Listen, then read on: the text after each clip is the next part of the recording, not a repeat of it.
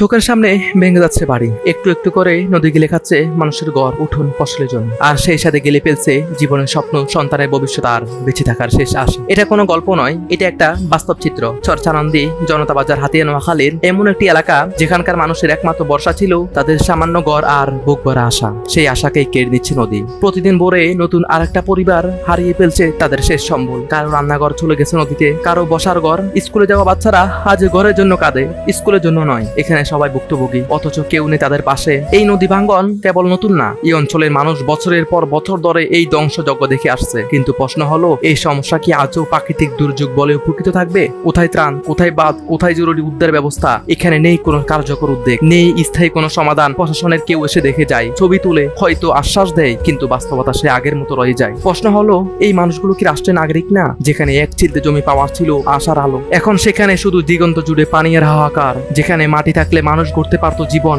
আজ সেখানে কেবল অসহায় চোখের জল। এই চরাঞ্চলের মানুষগুলো তো আর ভিন্ন গ্রহের না, তারা আমাদের মতোই মানুষ, নাগরিক। তাহলে কেন তাদের জন্য নেই কোনো স্থায়ী সমাধান? আমাদের চাওয়া সমাধান সহানুভূতি নয়, এই মানুষগুলো সহানুভূতির জন্য অপেক্ষা করছে না। তারা চায় স্থায়ী নদী শাসন, চায় বাঁধ নির্মাণ। তারা চায় তাদের বাচ্চারা যেন ঘুম থেকে উঠে দেখে তাদের ঘর আছে, জীবন আছে, ভবিষ্যৎ আছে।